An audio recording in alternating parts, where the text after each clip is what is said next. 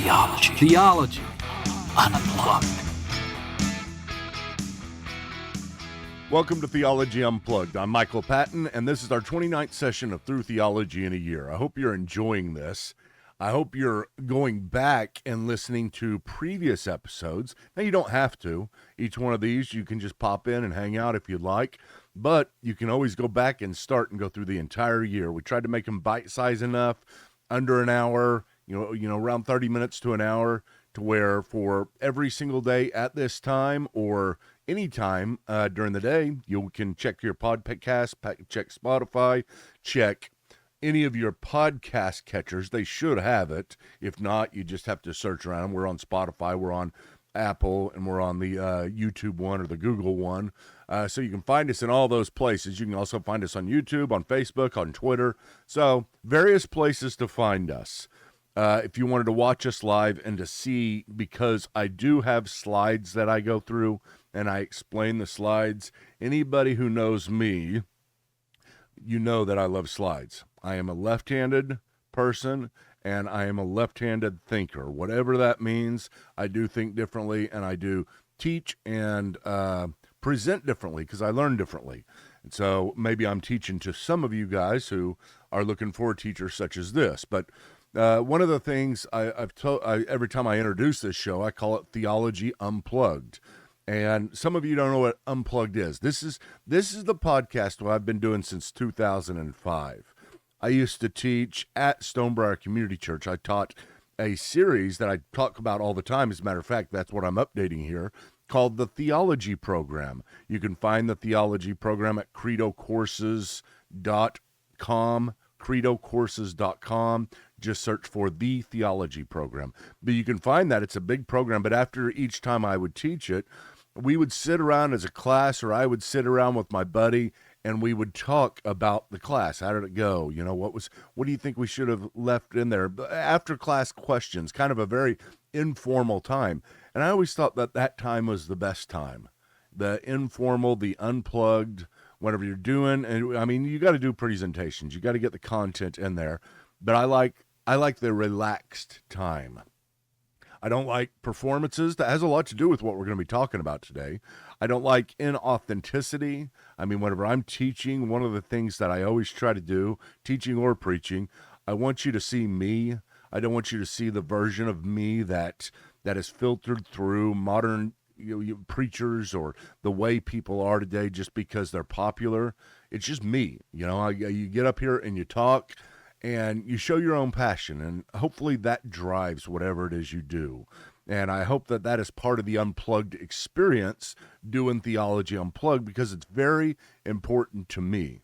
It's very important to me that you see through the camera, you see through everything, and you get a glimpse of me, and see what I'm like, because you might find identity in that. And in that, you may also learn along with me, learn the same way I learn.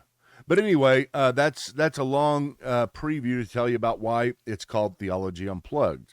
I like to unplug. Sometimes it's not as unplugged as I like, but I like to unplug, and we've been doing this for a long, long time. Have a lot of guests on previous ones. If you go back, you can go back and, gosh, we got so many, all the way from 2005. So we're one of the earliest theology podcasts that is out there.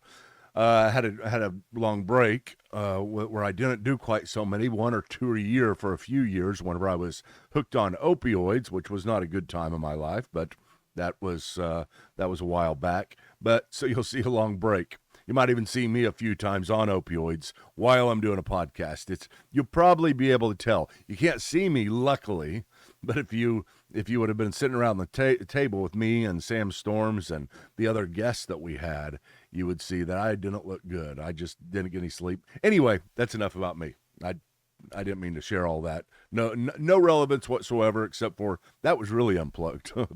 But anyway, so today, well, first of all, don't forget, click on that if you want to, if you believe in what here's a couple things. If you believe in what I'm doing and you like this podcast and you want other people to see it, number one, share it, like it, do whatever it is that you're supposed to do on whatever format you are on right now. It really does matter. It makes a difference.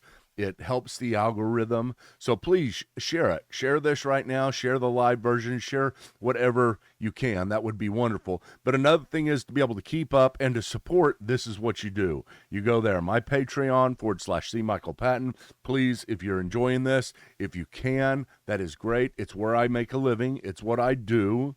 This is one of the primary things I do. It's not the only thing I do. There's lots of stuff that's in our ministry. You'll learn about it if you become a member of Patreon. Now, I'd love for you to become a supporter, a financial supporter. I need it. But if not, just follow. Just check us out. Follow. Go there. It's good. Okay. We are continuing our session. We're still on epistemology, which is how do you know? Epistemology. How do you know? It's a subject within philosophy and theology that asks that question. How do we know what we know? This is a really good thing for those of you who are apologetic minded, because in apologetics, what apologetics is it's a discipline. You've got epistemology, then you got apologetics. But apologetics is a discipline of defending the Christian faith. It's not apologizing for it. It's not saying you're sorry. It is defending the faith. And in apologetics, you really have to have your epistemology down and know how you know what you know. Not why do you know, but how do you know? What's the method of knowledge? How do you acquire knowledge? How sure are you? What are your sources for acquiring knowledge? And it's very important that we start at ground level with nothing. We don't have any assumptions, and that's what I want you all to do, is as we're going through this, don't have assumptions. Don't even assume the Bible, because we haven't built towards that yet. We're going to build towards it, and we'll build that into our epistemology, and we'll tell you why and how it affects our how do we know question, but we haven't gotten there yet. So right now we're still going through the history of epistemology and looking at why we're in a postmodern world, why everybody acts, looks, thinks differently today than they did for the last, really a long, long time, since the Enlightenment, since the 16th century, 17th century. We had a kind of a stable worldview, or a stable epistemology, how people knew, and it was rationalism. People used their minds. People used their empiricism, what they saw, and put it together in a very rational way, and that's how we knew things. Now today, people don't trust anything. People don't trust you. They don't trust me. I don't blame them. I really don't, because I'm very much caught up in this postmodern ethos, this postmodern mindset, this culture that is built on doubt, discouragement, and then many times, depending upon where you go, despair. It's called the age of despair, because people don't trust anybody. You think they do, but they don't. You do not automatically have people's trust like you did 100 years ago or 50 years ago, whenever we were in smaller communities, both locally and from the standpoint of electronically, and from the standpoint of even phones. Whenever those were invented, started changing things. But beforehand, you were isolated to a small community, and you weren't really exposed to the broader world and things outside that community. And so there was no question about that community. It was very easy for you to say, I know this because this is the only way it is. But now that we're exposed to the entire world, we're a global culture. At the touch of a button, we can get anywhere in the world. Now we're asking questions. Now we're confused. Now we're in an age of everything is a conspiracy theory, no matter what side you're on, because nobody trusts anybody else at all. And the problem is there is so much not to trust. There really is. If you were to go out there, I wouldn't say the majority of people's worldviews and philosophy you should trust. But the majority of them you should not trust. Now, we trust people in general. When we're driving down the road, we trust that they're going to stay on the right-hand side of the road if you're in America. And, we trust them to stop at stop signs. That's not what I'm talking about. There is a social contract we have with people that we think, generally speaking, they're not lying. But what we're doing is we're saying we don't it's not that we think you're lying all the time. It's that we think you know something you don't know. And therefore, we feel sorry for you. That's the postmodern mindset. The modernist looks at the postmodernist who doesn't, you remember the modernist, very rational, looks at the postmodernist and says, this postmodernist is just stupid. How can the truth be there is no truth? That kind of stuff. That's just dumb, and they can write them off real easily. But the postmodernist looks at the modernist and says, you naive little boy, you naive little girl, and pat you on the head, because they see you as being built into a system, a worldview, a meta-narrative, as we called it, a meta-narrative to that you're duped. You're a duped person, and whatever you think, no matter how bad you think of me, no matter how much you think you're right, I just pat you on the head and I say, nice little modernist. That's how the relationship's going. We're trying to figure out how that happened. We have. Go back a few sessions and start that if you want to. We went through the whole history and why. We've even empathized with postmodernism, why it is they are the way they are. Now we're looking at how this has affected the church, Christian epistemology. As we step in and we step back into our church and say, let's look at the broad picture of the church the last 30, 40 years. What has happened? And I'm telling you, so much has happened. It is crazy how different churches have become and the church in general is becoming. And we have to ask the question, is this right or wrong?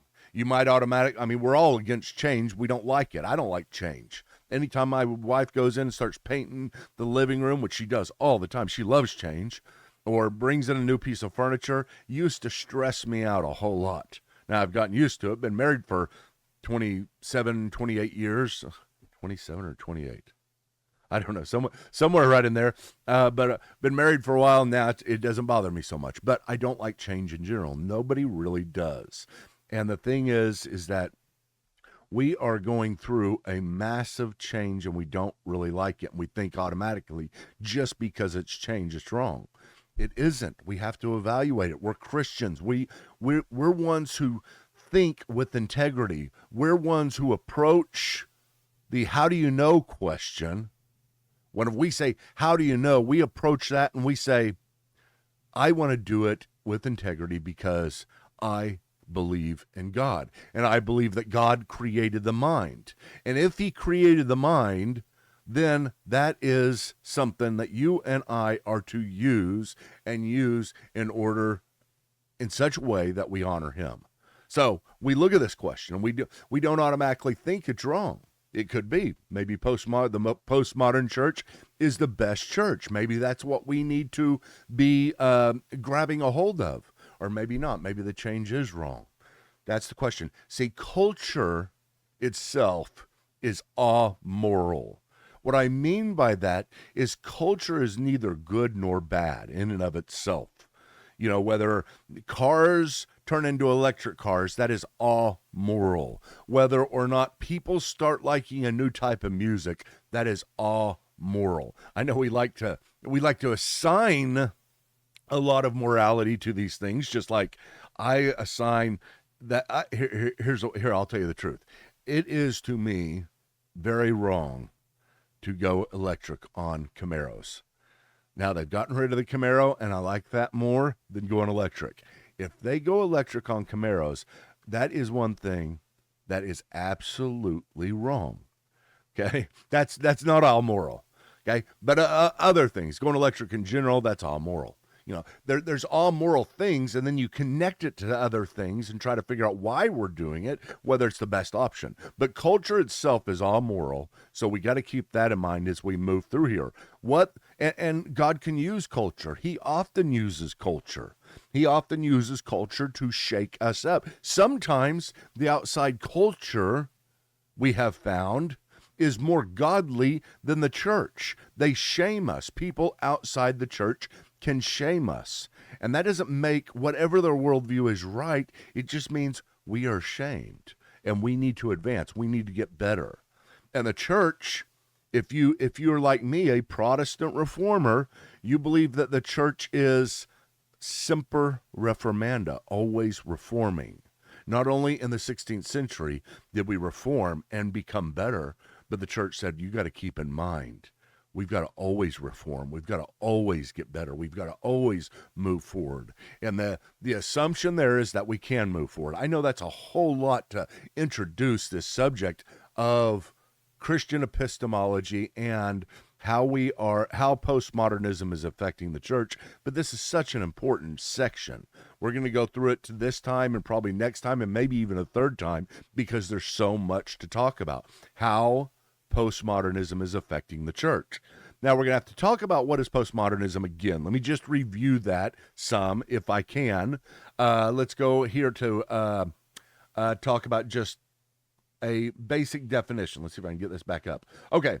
What is the postmodern view of truth? That's the first question. What is the postmodern view of truth? Let's start again. We remember this term we use, relative view of truth. Truth is a perspective reality that exists in the perspective of the individual or group. And that perspective is grounded in time. In other words, remember, there is no grand narrative. There is no one big truth that somebody has a hold of, and that is the truth. That is the postmodern worldview.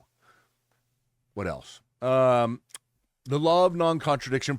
Here's okay, I've already said this before. Let me say this again because it's really, really important. Here's sometimes the way we define postmodernism when we move on.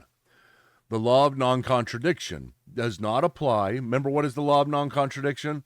That A can equal non-A at the same time in the same relationship. The law of non-contradiction says something can be what it is and something else at the same time in the same relationship. Red can be red and be blue at the same time in the same relationship. God can exist and not exist at the same time in the same relationship. That is where you say there's no such thing as truth at all. Now, that is the way we sometimes define postmodernism. So we say, here's the way they believe. They believe in statements like, my wife has never been married, or a triangle can have 4 sides. Well, it cannot. That's a contradiction, we would say. Well, that's not really what postmodernists are saying. Postmodernists think differently. They think something like this. The key motto, the truth cannot be known. Remember the key motto for modernism, man can know all truth. Well, the key for postmodernism is the truth cannot be known. Or better, here's a better way. I like this more. The truth cannot, The truth cannot be known with certainty. So that's the key. It's not that there's no truth.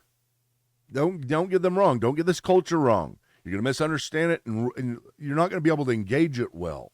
But people don't think there's no such thing as truth. People just think that nobody really has access to that grand meta-narrative, that one truth that applies to everything.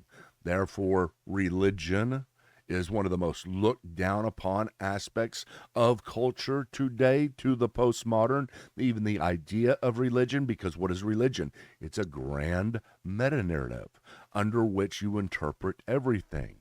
And then Christianity is placed as one of those religions, and then all of a sudden, Christianity is irrelevant to the postmodern. Glad you like it, patting you on the head. Glad you like it. Glad it helps you, but don't act like I have to ascribe to some big picture idea. It's not even that they don't believe. It's not even that they don't believe in God or something like that. It's just we don't have access to him with any degree of certainty. You're not really sure. Remember what Rene Descartes did beforehand. Here's what Rene Descartes said. I want to know everything indubitably, without a doubt, to such a degree that when I know make a statement of knowledge, I'm going to build it from the ground up, and every time I say something that I believe, it will be indubitable, that it can't be wrong to such a degree that just like a triangle always has 3 sides. It can't be wrong. Why? Because by definition, a triangle has 3 sides. So that statement can't be wrong. What Descartes wanted was indubitability. That's what he sought for. And that was both the gift and his failure, because indubitability is not something that is possible for man. We cannot be indubitable, but here's the deal. Do you really need to be indubitable to be sure about something? Is an indubitability required for your belief? That's the question. Is indubitability required for your belief? Do you have, in order to believe something, do you have to be absolutely certain that it's true? No, you just have to have warrant. You have to have enough. You have to be certain enough. You have to have justification for it. We'll talk more about that later. But what is the key word for the postmodernist? The postmodernist is dubitability. We doubt everything and stay in that state of doubt, not in order to, like Rene Descartes, figure out what is the absolute truth and become indubitable. We don't doubt everything in order to come to some meta-narrative. We doubt everything just because that is a state of existence that we must exist in. Okay, that's where we're at. Now, what is the outlook on man? The outlook on man is remember,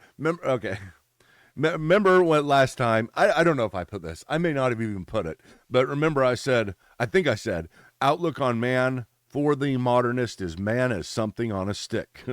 I don't even know if that's an actual saying, but Chuck Swindoll used to say that. He probably still does in sermons. Whenever somebody was prideful and thought they were something great, he goes, man, they think there's something on a stick. You know, the way he would say it, something on a stick. So if you think you're something, that's it. You think you're something on a stick. Well, to the modernist, man was something on a stick, but to the postmodernist, man is something on a stick that melted. Okay? Something on a stick that melted. Chuck, you can use that if you want. You can take credit because basically it's yours, you know. It was bound to melt. Okay, so here's what I want to talk about for the rest of our time, because I've already taken most of my time preparing to talk about this. But now that we're here, here's the question we have to start wrestling with. What does the church look like in a culture that looks like this?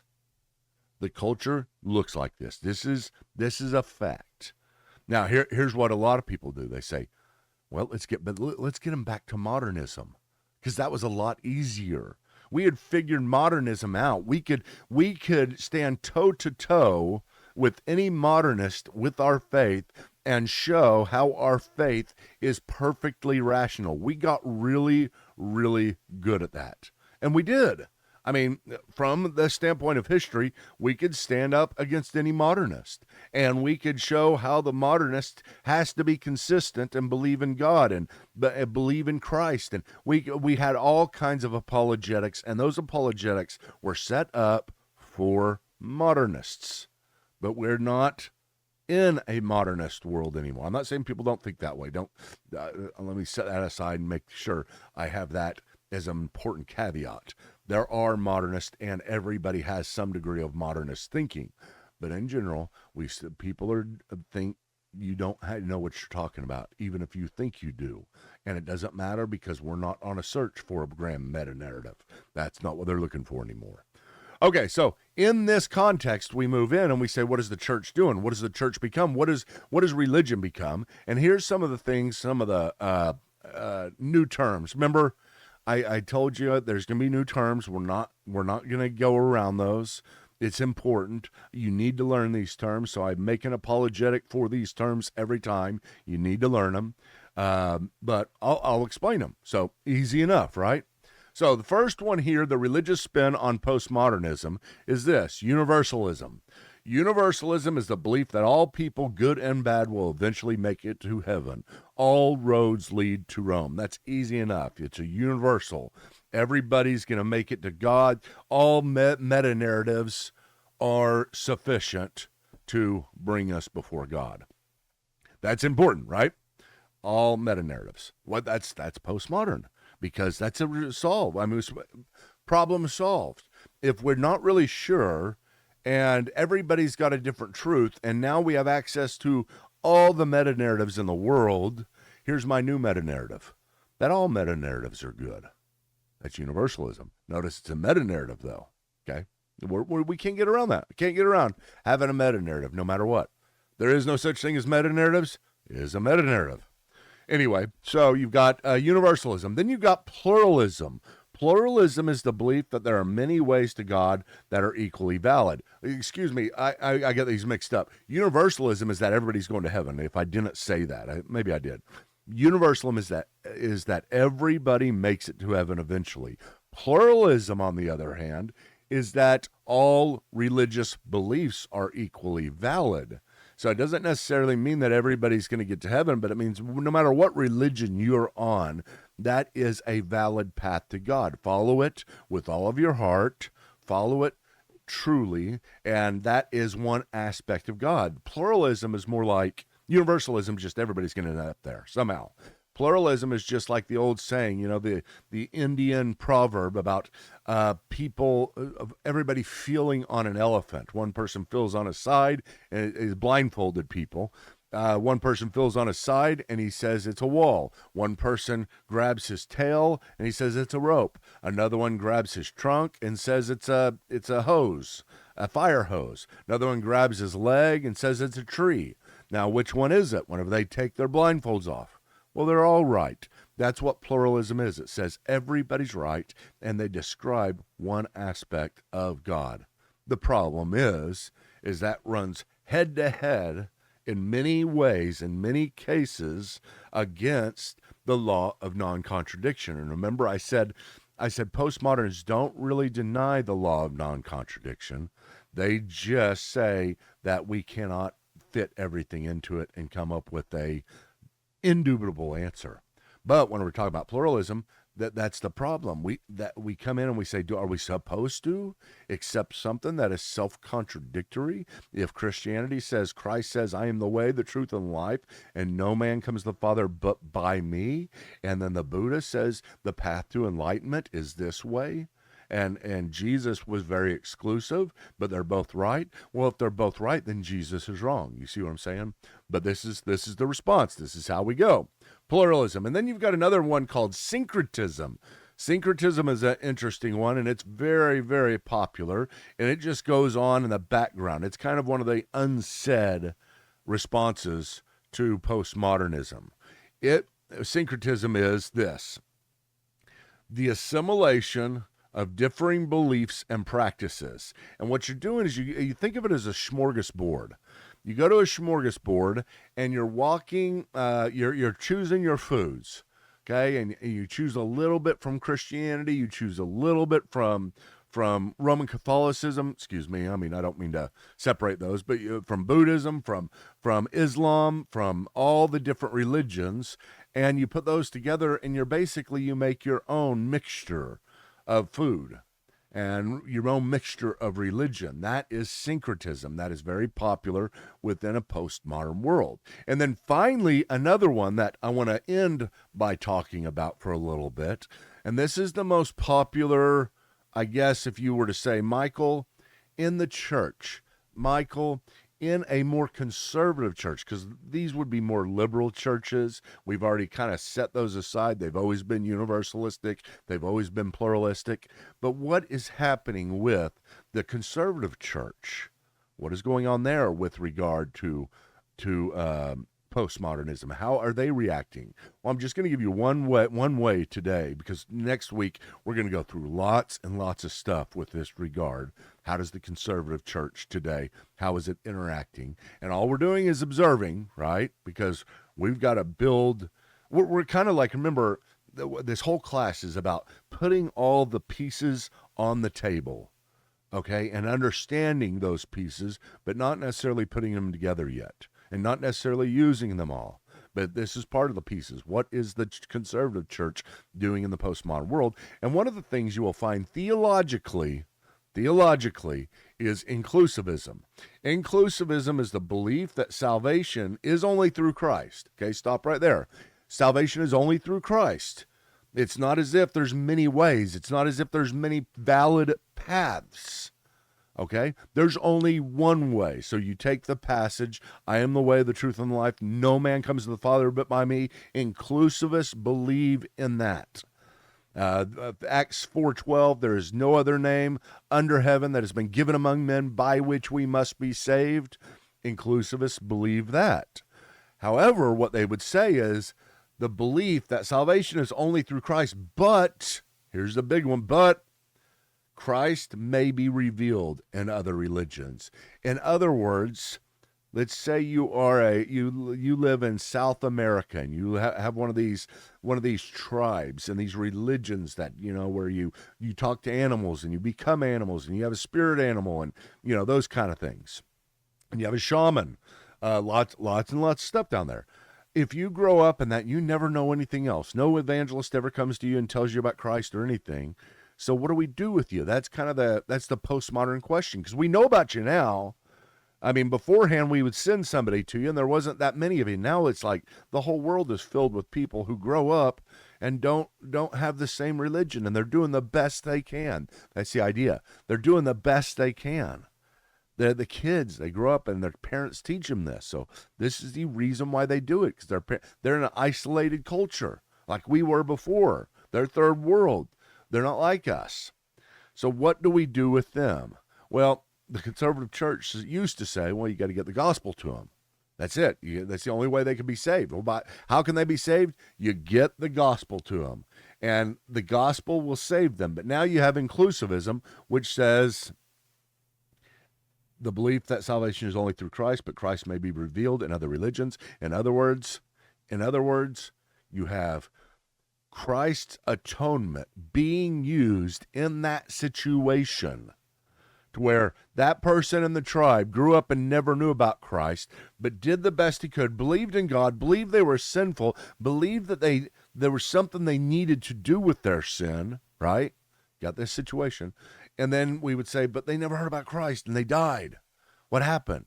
Well, as long as they cried out to God, God as they knew him, God will apply Christ's atonement. Therefore, Christ was their way to heaven.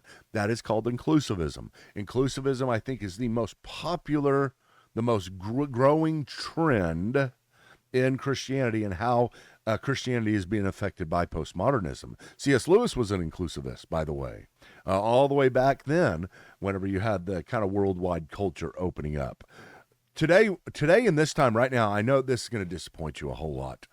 I'm not here to say whether or not inclusivism is right, give you the arguments for it, give you the arguments against it. It's a great class, and we will get way down the line. We will talk about that whenever we're in the subject of salvation or soteriology. But right now, I'm just telling you, here's what's going on. Here's postmodernism as we mix it in. And that's part of what we're trying to map everything. We're laying out a map of theology, where we've been, where we are, and not judging it yet, but just laying it all out there so that we can do well. That's the Through Theology in a Year. That's part of the integrity I'm trying to keep in this in this process.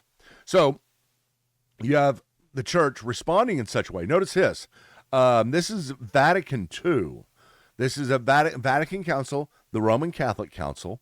Vatican II in 1962 to 1965 had a council, and this is official Catholic dogma. This isn't just something they taught and they can change it. This is forever cemented, because whatever a council, an ecumenical council, this is the 21st ecumenical council according to Roman Catholics. Every one of them are authoritative, and this one says this about the plan of salvation. But the plan of salvation also includes those who acknowledge the Creator. Okay? Inclusivistic. In the first place, among those are the Muslims. That's how I spelled it. With professing to hold the same faith of Abraham, along with us adore the merciful God, who in the last day will judge mankind. Those can also obtain salvation, who through no fault of their own, there's the key, who through no fault of their own. Okay? As long as it's not your fault, you're good. Who through no fault of their own do not seek or know the gospel of Christ or his church, yet sincerely seek God, moved by grace, strive in their deeds to do his will as it is known to them through the dictates of conscience. Notice here, the biggest segment of the church today is inclusivistic. I'm not even saying whether I'm inclusivistic or not. I'm not saying whether that is right or wrong. I'm just saying this is what we are dealing with. This is the situation today.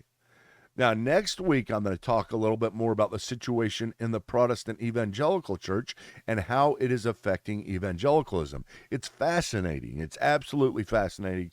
Don't forget to come next time. Guys, thank you so much for showing up this time. I hope you enjoyed this. I hope this has been entertaining and informative for you. I hope that you share this. I hope that you tell other people about it. That is something that I need you to do. And I hope you go to my Patreon and become a patron. That would be really helpful for me. The more we get, the more we do this. I don't know if it's going to happen this year or next year, but we keep on moving forward. We'll build that base, and we're going to get this community really up and moving and, discussing these things. Right now, I'm just throwing this out here. Right now, I've started back up Theology Unplugged, and we actually used to be one of the most popular podcasts in Christianity from 2005 to 2014. I mean, incredibly popular. We had I don't know, I think 3 or 4 million downloads a year, which was a lot back then. Okay, not quite so much now, but it was a lot back then. But I'm trying to get this rebooted, restarted back up, and get going. We had to switch servers, so we have a whole new RSS feed, which knocked everybody out that followed us beforehand. But we have to start all over. So anyway, that's what we're doing. Share this. Tell everybody, hey, Theology Unplugged is going again. And hopefully they join us. I love you guys. I really do appreciate you showing up each time. It's great. I love teaching. I love this type of stuff. This is what I'm called to do, to teach theology. And I show up every day at 9 a.m. Central Time, or just listen to this later on. Thank you for being here, and I will see you next time. Theology